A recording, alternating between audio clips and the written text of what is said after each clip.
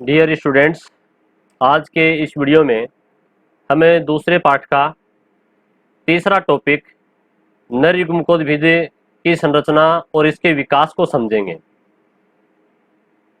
ये जो तीसरा टॉपिक है नर युग्मकोद्भिद, इसमें 3 सब टॉपिक हैं। यानी कि अपना जो पाठ का नाम था नर व मादा युग्मकोद्भिद की संरचना और विकास, उसमें हमने पहले अपने नर युग्मकोद्भिद की संरचना और विकास के अंदर 3 पॉइंट पढ़ रहे हैं। पहला हमने पुंकेसर या लघु बीजाणु वर्ण के बारे में पढ़ा, फिर हमने दूसरे वीडियो में लघु बीजाणु जनन के बारे में पढ़ा, और अब ये जो तीसरा पॉइंट है यह है नर युग्मकोद्भिद या अंकुरित परागकण। यानी कि नर युग्मकोद्भिद को ही अंकुरित परागकण भी कहते हैं। इसमें अपन 3 सब टॉपिक पढ़ेंगे कि परागकण की संरचना कैसी होती है, दूसरा पढ़ेंगे नर युग्मकोद्भिद का परिवर्तन यानी कि विकास कैसे होता है, तीसरा पढ़ेंगे नर युग्मकों का निर्माण कैसे होता है। ठीक है, तो इसके लिए अपने जो नोट्स हैं उनमें अपन एक नज़र डालें। तो देखिए, आपको अपन शुरू से अपन बता दें अपन कि ये पुष्प की संरचना है, और पुष्प के अंदर ये जो भाग है इसके पुंकेसर, ये दिख रहा है आपको, ये संरचना, ये पुंकेसर है जो कि पुष्प का नर भाग है। इस इतने से पुंकेसर को अपन ने यहाँ बढ़ा करके दिखाया है। तो इसका पूतंतु है, ये परागकोश है। परागकोश के अनुप्रस्थ काटते हैं तो हमें ऊपर से इस प्रकार से 4 लघु बीजाणु धानी यहाँ दिखाई देती हैं। 1, 2, 3 और 4 चैम्बर, 4 कोष हमें दिखते हैं, जिन्हें परागकोश भी कहते हैं। और इन परागकोश में एक कोशिका होती है जिसका नाम है परपशु कोशिका। परपशु कोशिका प्राथमिक बीजाणुजन कोशिका बनाती है। प्राथमिक बीजाणुजन कोशिका लघु बीजाणु मात्र कोशिका बनाती है, और लघु बीजाणु मात्र कोशिका विभाजन करके, अर्धसूत्री विभाजन करके 4 परागकण बनाती है, जिन्हें टेट्राड या चतुष्क कहते हैं। टेट्राड के अंदर जब ये एक साथ चारों परागकण जुड़े हुए हैं तब तो इन्हें लघु बीजाणु कहेंगे, और जब ये चारों परागकण अलग अलग हो जाते हैं, चारों लघु बीजाणु अलग अलग हो जाते हैं, तो उस समय इसको परागकण कहा जाता है। अब ये परागकण यहाँ से, इस परागकोश से यहाँ से बाहर निकलता है। ठीक है, हवा के द्वारा, कीट के द्वारा। जैसे मान लीजिए यहाँ ये डायग्राम आपको दिखाई दे रहा है, यहाँ पर ये, ठीक है, इस परागकोश से परागकण बाहर निकलेगा, ये परागकण बाहर निकलेंगे, और ये कीट द्वारा, वायु द्वारा यहाँ इस स्त्री केसर के वर्तिकाग्र पे यहाँ गिरेंगे। ठीक है, तो पहले अपन जब ये परागकण है, इस परागकण के अंदर नर युग्मकों का निर्माण होगा, वो कैसे होगा उस प्रोसेस को अपन समझ रहे हैं। देखिएगा आगे अपन ने यहाँ पर जो नर युग्मकोद्भिद या अंकुरित परागकण जो टॉपिक पढ़ने जा रहे हैं, इसके 3 चरण हैं। पहला चरण क्या है, ये रहा परागकण की संरचना। ठीक है, तो देखिएगा परागकण की संरचना जो आपको यहाँ डायग्राम में दिखाई दे रहा है, ये जो है ये परागकण की संरचना का चित्र है कि एक परागकण किस प्रकार से होता है। इसमें एक जनन छिद्र, ये आपको ये दिखाई दे रहा है छिद्र, ये जनन छिद्र यहाँ पर ना, दूसरा है, ये तीसरा है। तो ये 1 या 3, यहाँ 1 से लेकर के 3 तक जनन छिद्र हो सकते हैं, इसमें छिद्र है। बाहर तो ये आपको दिख रहा है, बाहर की भित्ति है, आवरण, ये जो टेढ़ी मेढ़ी है आपको इस प्रकार से दिखाई दे रही है, ये कहलाता है इसका बाह्य चोल। और इसके अंदर जो ये काले रंग की आपको रेखा दिखाई दे रही है, ये कहलाती है इसका अंतःचोल, और इसमें एक केंद्रक होता है। ठीक है, यहाँ पर ये जो कोशिका द्रव्य है, क्लियर। तो इस प्रकार से पहले अपन पढ़ेंगे परागकण की संरचना के बारे में। फिर दूसरा पॉइंट जो है वो अपना होगा नर युग्मकोद्भिद का परिवर्तन। परिवर्तन बोल दीजिए या विकास बोल दीजिए, की बात है। नर युग्मकोद्भिद, अंकुरित परागकण को नर युग्मकोद्भिद कहते हैं। तो देखिएगा ये जो परागकण है, ये इस प्रकार से, इसमें जो केंद्रक था, इसमें 2 केंद्रक बन जाएंगे। एक केंद्रक कहलाएगा कायिक केंद्रक, दूसरा केंद्रक कहलाएगा जननिक केंद्रक। ठीक है, और यहाँ इस प्रकार से ये जो नर युग्मकोद्भिद का मतलब है अंकुरित परागकण है। ये परागकण अभी अंकुरित नहीं हुआ है, लेकिन यहाँ जनन छिद्र, जो यहाँ आपको छिद्र दिखाई दे रहा था, यहाँ से नलिका निकलती है, ट्यूब निकलती है, देखिए जो निकल रही है यहाँ पे। अब इसे कहते हैं अंकुरित परागकण। ये जो संरचना है क्या कहलाएगी, अंकुरित परागकण। तो परागकण से जब जनन नलिका निकलती है, ये परागनलिका निकलती है, ये परागनली, तो ये परागनलिका जब निकलती है तो इसे अपन अंकुरित परागकण कहते हैं। तो यहाँ पर ये जो एक केंद्रक तो जननी केंद्रक हो गया, और दूसरा कायिक केंद्रक। अब ये जो जनन केंद्र है, जनन केंद्रक है, ये विभाजन करेगा और 2 नर युग्मक बनाएगा। ठीक है, तो इस प्रकार से अपन नर युग्मकों का जो तीसरा पॉइंट है, जो कि अपन आगे देखेंगे, नर युग्मकों का निर्माण। ठीक है, तो नर युग्मकों का निर्माण किस प्रकार से होता है वो समझेंगे। एक देखिए यहाँ पर एक डायग्राम आपको दिखाई दे रहा है, ये क्या है, जैसे अपन ने पढ़ा था कि पुष्प की संरचना में ये स्त्रीकेसर वाला भाग है। ठीक है, और ये यहाँ पर पुंकेसर है, नर भाग, ये पुंकेसर, और बीच में ये स्त्रीकेसर। यहाँ से पराकण जो है, ये पराकण पराकों से बाहर निकलते हैं और इस स्त्रीकेसर के वर्तिकाग्र पे यहाँ गिरेंगे।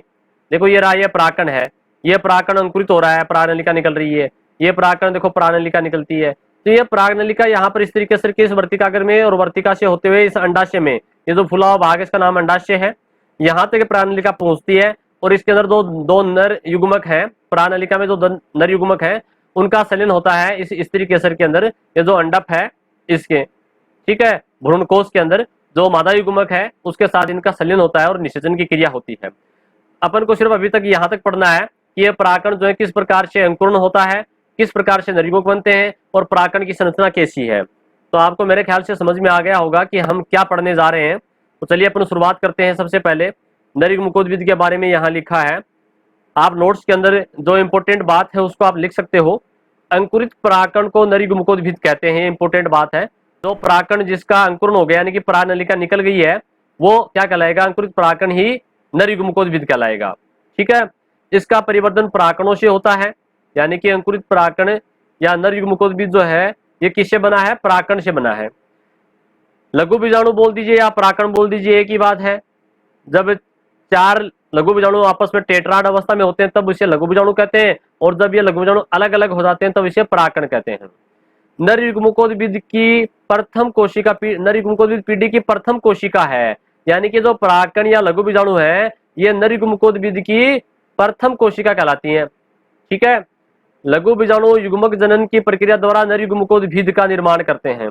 ये जो पराकण है ये युग्मक जनन करेंगे, यानी कि युग्मक का निर्माण करेंगे, 2 नर युग्मक बनाएंगे और क्या नर युग्मकोद्भिद का निर्माण करेंगे। जब परागनलिका बन जाएगी, 2 नर युग्मक बन जाएंगे तो उसे अपन नर युग्मकोद्भिद कहेंगे। इस प्रक्रिया में पराकण का केंद्रक, अभी जो अपन ने पढ़ा था, पराकण के अंदर 2 केंद्रक बनाते हैं, कायिक कोशिका का केंद्रक और जनन कोशिका का केंद्रक। तो इसमें जो पराकण का जो केंद्रक है वो विभाजित होता है और 2 प्रकार की कोशिकाएं बनाता है, एक तो जनन कोशिका और दूसरी कायिक कोशिका। जनन कोशिका छोटी होती है और कायिक कोशिका बड़ी होती है। ठीक है, और इसके पश्चात जनन कोशिका जो है वो समसूत्री विभाजन करके 2 नर युग्मक बनाती है। ये खास आपको ध्यान देने वाली बात यह है कि जो जनन कोशिका ये कौन सा विभाजन करेगी, समसूत्री विभाजन करेगी, क्योंकि अर्धसूत्री विभाजन तो पहले ही हो चुका है। कहाँ हो चुका है, अपन एक बार दोबारा समरी करते हैं, उसको याद करते हैं। ये पुंकेसर है और ये पराकोश, पराकोश के अंदर जो पराकण बने हैं ये पराकण अर्धसूत्री विभाजन से बने हैं। ठीक है, कहाँ कैसे बने हैं दोबारा समझिएगा। पराकोश के अंदर एक कोशिका होती है जिसका नाम है परपसु कोशिका। परपसु कोशिका जो है विभाजन करके बनाती है प्राथमिक बीजाणुजन कोशिका। उसके बाद में बनता है लघु बीजाणु मात्र कोशिका, और लघु बीजाणु मात्र कोशिका जो है वो अर्धसूत्री विभाजन करके 4 पराकण बनाती है, यानी कि लघु बीजाणु बनाती है, जो कि टेट्राड अवस्था में होते हैं। तो यहाँ अर्धसूत्री विभाजन तो पहले ही हो चुका है। ठीक है, उसके बाद में ये जो प्रत्येक पराकण है, इस पराकण के अंदर 2 केंद्रक बन जाएंगे, कायिक कोशिका का केंद्रक और जनन कोशिका। ठीक है, जो जनन कोशिका है यह समसूत्री विभाजन करके 2 नर युग्मक बनाएगी। कहाँ बनाएगी, इस परागनलिका के अंदर बनाएगी। ठीक है, 2 नर युग्मक ये यहाँ इस प्रकार से बनाती है। कौन सी, जनन कोशिका। क्लियर। तो यहाँ अपन जो जनन कोशिका है कौन सा विभाजन करती है, समसूत्री विभाजन करके 2 नर युग्मक का निर्माण करती है। अब चलिए अपन बात करें सबसे पहले, यानी कि इस पॉइंट में 3 टॉपिक अपन को पढ़ने हैं। पहले अपन पढ़ने जा रहे हैं पराकण की संरचना। तो पराकण की संरचना को समझने के लिए हमें इस डायग्राम को ध्यान से देखना होगा। आपको दिखाई भी दे रहा है, सबसे बाहर का जो आवरण है वो बाह्य चोल कहलाता है। इसके अंदर का जो आवरण है, जो परत दिख रही है, ये अंतःचोल है। ठीक है, इसमें केंद्रक है, इसमें यहाँ इस प्रकार से छिद्र होते हैं जिन्हें अपन जनन छिद्र कहते हैं। तो इस प्रकार से हम इसके बारे में पहले बात करते हैं। देखिएगा क्या लिखा है आपकी पाठ्य पुस्तक में। प्रत्येक पराकण एक कोशिकीय, पराकण एक कोशिका का बना होता है। एक केंद्रकीय, यानी कि एक ही केंद्रक होता है पराकण में। अगुणित, अगुणित का मतलब है गुणसूत्रों की संख्या आदि होती है, n होती है। क्यों, क्योंकि अर्धसूत्री विभाजन से बना है पराकण। एवं प्राय गोलाकार होता है, गोलाकार संरचना होती है पराकण की। इसका केंद्रक एवं सघन कोशिका द्रव्य दो स्पष्ट भित्तियों द्वारा घिरा होता है। बाह्य भित्ति को तो बाह्य चोल कहते हैं, ठीक है, और आंतरिक भित्ति को अंतःचोल कहते हैं। जो अभी अपन ने देखा था, यहाँ पर देखिएगा, ये रहा, ठीक है, बाह्य चोल और अंतःचोल। तो इस प्रकार से यहाँ तक बात हो चुकी है। आगे लिखा है बाह्य चोल जो है यानी कि बाहर का आवरण मोटा, खुरदरा, विभिन्न प्रकार के अलंकरणों से युक्त होता है। ये अलंकरण जालिकावत हो सकते हैं, धारीदार हो सकते हैं, कांटेदार हो सकते हैं। बाह्य चोल पर एक खास बात, ये आपको बहुत ही इंपॉर्टेंट बात है जो कि अंडरलाइन करने वाली है, बोर्ड एग्जाम के लिए बहुत ही इंपॉर्टेंट है, कि बाह्य चोल पर एक रासायनिक पदार्थ होता है जिसका नाम है स्पोरोपोलिन द्वारा निर्मित होती है। इसका भौतिक एवं जैविक अपघटन आसानी से नहीं होता है, इसलिए परागकण को प्रतिरोधित बनाती है, यानी कि सुरक्षा का काम करता है। जो बाह्य चोल है ये स्पोरोपोलिन का बना होता है, जो कि इसका प्रतिरोध का मतलब है, यानी कि इसको नष्ट होने से बचाता है, परागकण को नष्ट होने से बचाने का काम करता है। अब ये आप कहोगे सर स्पोरोपोलिन ये कहाँ से कैसे बना, तो हमने जो ये देखेगा परागकोश की जो भित्तियां थी, वहां भित्तियों में सबसे बाहर जो पढ़ा अपने बाह्य त्वचा, फिर अंतस्थिशियम, फिर मध्य परत, फिर टेपिटम। तो टेपिटम वाले में अपन ने पढ़ा था, जो टेपिटम है ये रहा उस पेज पर। टेपिटम के अंदर प्रोयूबिस्काई प्रोटीन की वसा की बनी हुई गोलाकार संरचनाएं होती हैं। ये प्रोयूबिस्काई जो स्पोरोपोलिन नामक पदार्थ के जमने से यूबिस्काई बनाती हैं। तो ये स्पोरोपोलिन वही है, ठीक है। तो ये यहाँ पर आपको मैंने रिमाइंड करवाया है, एक बार फिर से याद दिलाया है कि ये कहाँ से आया है। तो इस प्रकार से आपने समझ लिया होगा कि स्पोरोपोलिन जो है, जो बाह्य चोल के अंदर होता है, ये इसकी सुरक्षा करता है, परागकण की सुरक्षा करता है। आगे लिखा है बाह्य चोल पर छोटी छोटी छिद्रनुमा संरचनाएं होती है जिन्हें जनन छिद्र कहते हैं। जनन छिद्र यानी कि यहीं से क्या निकलेगी, पराग नलिका निकलेगी। देखिएगा पराग नलिका जो निकल रही है, यहाँ से नलिका निकल रही है। ये यहाँ पर एक छिद्र था, उस छिद्र से निकली है, यहाँ एक छिद्र है, ये रहा, ठीक है, यहाँ पर एक छिद्र है, ये रहा। इसमें 2 या 3 छिद्र होते हैं। आगे लिखा है इसकी संख्या प्राय 1 या 3 होती है। जनन छिद्रों की संख्या 1 या 2 या 3 भी हो सकती है। अंतःचोल पतला झिल्लीनुमा होता है, पेक्टिन व सेलुलोज का बना होता है। ये कोई खास बात नहीं है। अब अगली जो खास बात है जो कि आपको अंडरलाइन कर ली है या अपने नोट्स में लिखनी है, वो है कि अनेक कीट परागित पुष्प। देखो ऐसे पुष्प जिनके अंदर परागण कीटों के द्वारा होता है, कीट यानी मधुमक्खी या तितली के द्वारा होता है। परागण किसे कहते हैं, देखो नाम आ रहा है मैं लिख रहा हूं यहाँ पर परागण। परागण का मतलब ये है कि जो पुष्प है, जैसे यहाँ रफली डायग्राम बना रहा हूं मैं, ये स्त्रीकेसर हो गया या पुंकेसर। इस पुंकेसर में जो परागकण बने, इन परागकणों का स्त्रीकेसर तक पहुंचना, स्त्रीकेसर के जो वर्तिकाग्र भाग है यहाँ तक पहुंचना ही परागण कहलाता है। क्या कहलाता है, परागण कहलाता है, ठीक है। तो ये परागकण जो है वो कीटों के द्वारा यानी कि तितली या मधुमक्खी के द्वारा स्त्रीकेसर तक पहुंचते हैं। तो आगे बता रहा है कि अनेक कीट परागित पुष्पों के परागकणों की सतह पर, जो परागकण की जो लेयर है उसकी सतह पर एक तेलीय परत होती है, तेलीय सतह होती है, जिसके कारण वो तितली या मधुमक्खी जो है उसके पंख या पैर से चिपक जाते हैं परागकण, ठीक है। तो तेलीय परत पाई जाती है, इसे पोलन कीट कहते हैं। बहुत इंपॉर्टेंट है। पोलन कीट क्या होता है, जो परागकण है उसकी जो बाह्य सतह है उसके ऊपर एक तेलीय सतह होती है जिसका नाम है पोलन कीट। और ये पोलन कीट क्या काम करता है, जो कीट है यानी कि तितली और मधुमक्खी है उनके पंख या पैरों से चिपक जाते हैं, जिसके कारण वो स्त्रीकेसर के वर्तिकाग्र या किसी दूसरे पुष्प, उसी जाति के दूसरे पुष्प के स्त्रीकेसर या वर्तिकाग्र तक पहुंचने में आसान रहते हैं। परागकणों का जो विशेष रंग होता है, परागकण भी देखिएगा पीले रंग के या लाल रंग के, ठीक है, अनेक रंगों में पाए जाते हैं। चिपचिपे होते हैं, चिपचिपे इसलिए ताकि वो आसानी से कीटों से चिपक जाएं। और विशेष गंध वाली परत यानी कि विशेष गंध वाली भी होते हैं कीटों को आकर्षित करने के लिए। पोलन कीट के निर्माण हेतु आवश्यक पदार्थों का संश्लेषण टेपिटम कोशिकाओं द्वारा होता है। ये जो पोलन कीट है इसका निर्माण भी किससे होता है, टेपिटम से होता है। यद्यपि पोलन कीट का जो कार्य है वो अभी तो पूरा ज्ञात नहीं है, लेकिन फिर भी इसके 3 वैज्ञानिकों के अनुसार 3 मत है कि ये कीटों को आकर्षित करने में सहायक होता है। इसका चिपचिपा जो स्वभाव है वो परागकणों को कीटों के शरीर से चिपकाने में सहायक होता है। और यह है परागकणों की पराबैंगनी किरणों से सुरक्षा करता है। जो सूर्य से आने वाली हानिकारक अल्ट्रावायलेट किरणें हैं उनसे ये सुरक्षा करता है। कौन, पोलन कीट, ठीक है। फिर आगे लिखा है युग्मकोद्भिद यानी कि नर युग्मकोद्भिद की बात कर रहा है। और टेपिटम जो इसकी परागकोश की जो भित्ति है अंदर वाली, सबसे अंदर वाली भित्ति की कोशिकाओं द्वारा उत्पन्न प्रोटीन। देखिए टेपिटम द्वारा या युग्मकोद्भिद जो है, जो परागकण है, कौन सा परागकण, अंकुरित परागकण, ठीक है ना, जो कि नरयुग्मकोद्भिद है। क्या है ये? नरयुग्मकोद्भिद। अंकुरित परागकण और टेपिटम की कोशिकाओं द्वारा एक प्रोटीन, देखिए बहुत इंपॉर्टेंट बात आ रही है, ये भी आपको अंडरलाइन करनी है, नोट्स में लिखनी है। प्रोटीन बनता है और ये प्रोटीन बाह्य चोल की गुहिकाओं में या रिक्त स्थानों में भरा होता है। ठीक है, जो बाह्य चोल है प्रोटीन का, परागकण का, उसमें प्रोटीन भर जाता है, जो परागकणों को के नमी के संपर्क में आते ही उन स्थानों से बाहर आते हैं तथा वातावरण में फैलकर मनुष्य में जवर, देखो मनुष्य के अंदर जवर या पराग एलर्जी फैलाएंगे। जब अपन सांस लेंगे तो ये परागकण हमारे शरीर के अंदर चले जाएंगे और इन परागकणों की जो बाह्य चोल है, बाह्य चोल के अंदर ये जो प्रोटीन है, ये प्रोटीन हमारे शरीर में एलर्जी उत्पन्न करेगा, जिससे बार बार छींक आना, नाक बहना आदि लक्षण प्रकट होंगे। ठीक है, इसे अपन पोलन एलर्जी कहते हैं। और कुछ जो ये प्रोटीन जो बने हैं, ये पराग स्त्री केसर के पारस्परिक क्रिया उत्पन्न कर निषेच्य वर्तिकाग्र को पहचानने में सहायता करते हैं। यानी कि एक परागकण जब स्त्री केसर के वर्तिकाग्र पे गिरता है तो यह परागकण जो है, इस परागकण और स्त्री केसर के वर्तिकाग्र में इसकी पहचान करने में सहायता करता है, एक ही जाति के हैं या नहीं है। दूसरा, किसी परागकण ने अगर परागनली के अंदर आ चुकी है तो दूसरा जो परागकण है उसका अंकुरण नहीं होगा, परागनली के अंदर नहीं पहुंच पाएगी। चलिए फिर अपन पढ़ेंगे इस टॉपिक का दूसरा जो सब टॉपिक है वो है नरयुग्मकोद्भिद का परिवर्धन। नरयुग्मकोद्भिद जो है उसका निर्माण कैसे होता है। नरयुग्मकोद्भिद का मतलब है परागकण का अंकुरण।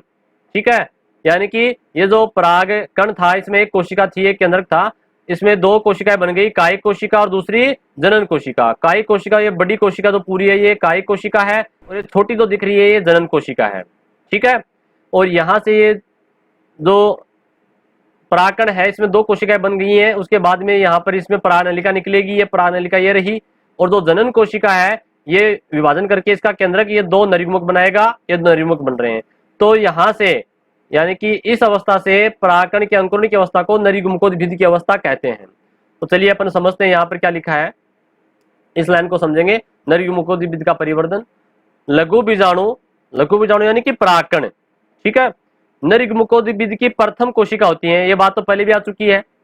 ठीक है, यहाँ इस पैराग्राफ में थी पहले। यहाँ यह गाढ़े जीवद्रव्य स्पष्ट केंद्रक युक्त होती है, चतुष्क से, यानी कि टेट्राड, टेट्राड का मतलब चार परागकण जो है पास पास जुड़े हुए थे, तो टेट्राड से पृथक होते ही कौन पृथक हुआ? लघु बीजाणु, यानी कि परागकण, एक परागकण अलग हो गया। पृथक होते ही इसका आकार तेजी से बढ़ता है, परागकण का आकार बढ़ेगा, कोशिका द्रव्य एक पतली परिधीय झिल्ली के रूप में दिखाई देता है, इसमें रस धानियां बन जाती हैं। ठीक है, नरयुग्मकोद्भिद के विकास की कुछ अवस्थाएं परागकण क्रिया से पूर्व है और कुछ परागण के बाद। देखो परागण है, परागण का मतलब होता है परागकणों का पुंकेसर से स्त्री केसर तक पहुंचना। ठीक है, तो नरयुग्मकोद्भिद की कुछ अवस्थाएं तो पहले हो जाएंगी, कुछ बाद में होंगी। कुछ पहले और बाद में कौन सी होंगी? देखो, यानी कि परागकण का स्त्री केसर पर पहुंचने से पहले ही यहाँ पर ये द्विकोशिकी अवस्था में आ जाएगा, कायिक कोशिका और जनन कोशिका, ये तो पहले होता है। ठीक है, परागण से पहले की अवस्था है। और परागण के बाद में क्या होगा? यहाँ पर ये स्त्री केसर पे ज्यों ही गिरेगा और एक परागनलिका निकलेगी जो वर्तिका और अंडाशय में पहुंचती है। ठीक है, जैसा कि अपने यहाँ देखिए आपको दिखाई दे रहा है, ये परागनलिका निकल रही है और ये अंडाशय में पहुंच रहा है, ये भाग इसका अंडाशय है। ठीक है, तो ये परागण के बाद की अवस्था है, स्त्री केसर पे पहुंचने के बाद की अवस्था है। ठीक है, तो यहाँ पर ये बात कर रहा है कि दो प्रकार की अवस्थाएं हैं, तो कौन कौन सी है? पहली अवस्था में क्या होगा अपन बात करते हैं, देखिएगा ये रहा, परागण से पूर्व लघु बीजाणु का केंद्रक समसूत्री विभाजन द्वारा विभाजित होकर एक बड़ी कायिक कोशिका और उसमें केंद्रक होगा कायिक केंद्रक, और एक छोटा जनन केंद्रक यानी कि जनन कोशिका बनाता है। इन दोनों केंद्रकों के मध्य भित्ति के निर्माण से एक बड़ी कायिक कोशिका बनेगी और छोटी जनन कोशिका बनेगी। बड़ी कोशिका कौन सी है? कायिक कोशिका। देखिए दिखाई दे रहा आपको, ये जो कोशिका नहीं, ये वाली इतनी, ये कायिक कोशिका है, और ये जो बच गई छोटी सी है ये जनन कोशिका है। ठीक है, तो इस प्रकार से यहाँ पर इसमें कायिक कोशिका और जनन कोशिका निर्माण होता है। प्राय इसी द्विकोशिक यानी कि दो कोशिकाएं हो गई ना परागण में अवस्था में अधिकांश पादपों में परागण क्रिया संपन्न होती है, यानी कि परागण से पहले की अवस्था है, परागण हो जाता है। इस अवस्था के अंदर ही परागण जो है वो पुंकेसर से निकल करके स्त्री केसर तक पहुंचते हैं, परागण की क्रिया करवाते हैं, जिससे परागण परागकोशों से मुक्त होकर वर्तिकाग्र पर पहुंच जाते हैं। ठीक है, आगे क्या होगा?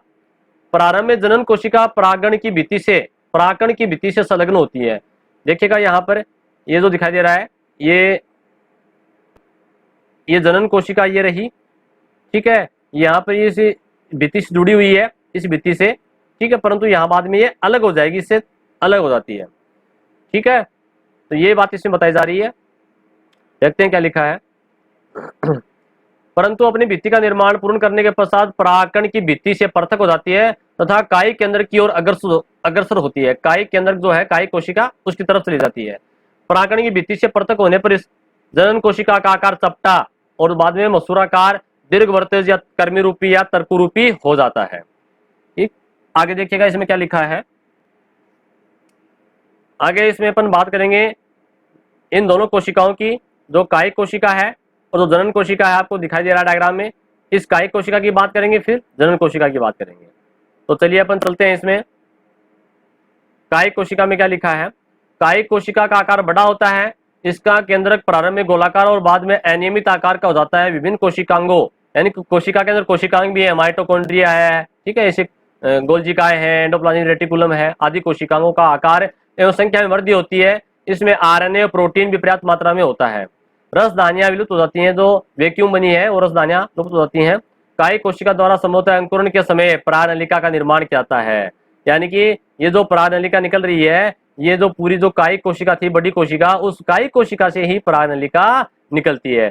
जबकि जनन कोशिका से तो दो केंद्रक है वो नर युग्मक बना लेते हैं। अब बात करेंगे जनन कोशिका की।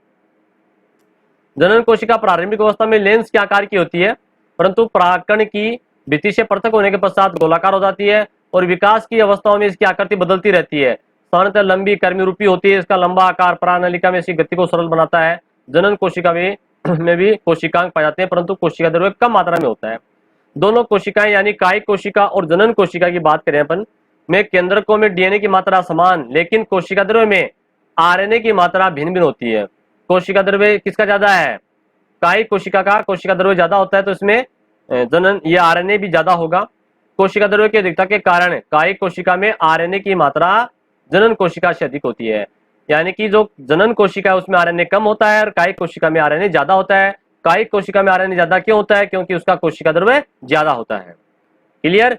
अब अपन बात करेंगे तीसरा जो पॉइंट है वो, यानी कि जो जनन कोशिका ये दो नर युग्मक बनाती है, इनकी बात करेंगे अपन, किस प्रकार से नर युग्मक बनते हैं। तो चलिए अपन देखते हैं अगला पॉइंट, नर युग्मकों का निर्माण। तीसरा पॉइंट इसमें, नर युग्मकों का निर्माण जनन कोशिका में होता है, जनन कोशिका से होता है।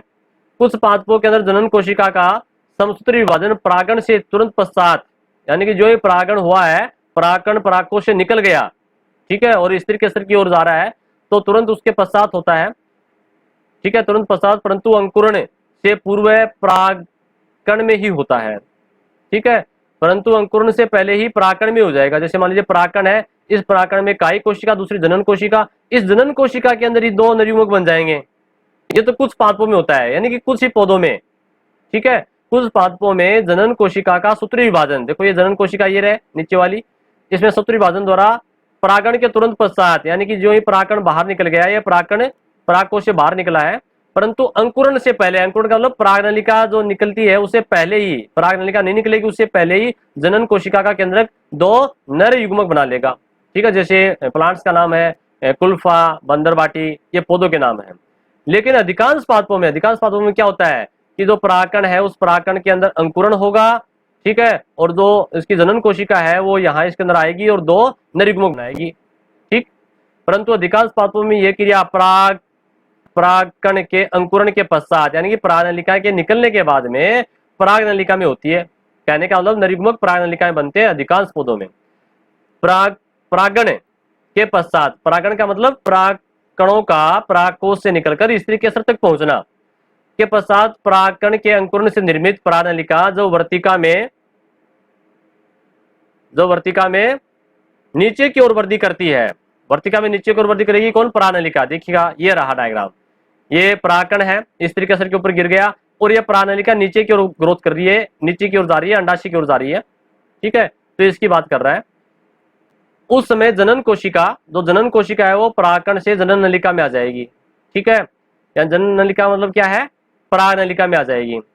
यहाँ पर एक सूत्री विभाजन होगा, सूत्री विभाजन यानी कि समसूत्री विभाजन होगा, और जिससे दो कोशिकाएं बन जाती हैं, दो केंद्रक बन जाते हैं, ये दोनों नर युग्मकों के रूप में कार्य करते हैं एवं धीरे धीरे परागनलिका में आगे बढ़ते हुए बीजांड में प्रवेश करते हैं। बीजांड का मतलब यहाँ ये पूरा बाहर वाला भाग तो ये क्या है, ये तो अंडाशय है, और अंडाशय के अंदर ये जो दिख रहा है आपको ये बीजांड है, ठीक है, तो अंडाशय में प्रवेश किया, फिर बीजांड में प्रवेश करती हैं। बीजांड में प्रवेश करती हैं। प्रत्येक नरयुग्मक एक कोशिकीय होता है, अचल होता है, अकशाभिक यानी कोई कशाभिका नहीं होती है, अगुणित गुणसूत्रों की संख्या आदि होती है, एक के अंदर की होता है। अधिकांश एंजियोस्पर्म में नरयुग्मकों का निर्माण परागनलिका में ही होता है। ठीक है, अधिकांश पौधों के अंदर नरयुग्मक जो है परागनलिका के अंदर ही बनते हैं, जैसे लिलियम या निमोफिला आदि प्लांट्स, अधिकांश पौधे इसी में आ गए। ठीक है, तो इस प्रकार से हमने जो नरयुग्मकोद्भिद है उसके लिए जो 3 पॉइंट थे, उसका विकास में परागकण की संरचना, नरयुग्मकोद्भिद का परिवर्धन या विकास और नरयुग्मकों का निर्माण, उसके बारे में जानकारी प्राप्त की। धन्यवाद।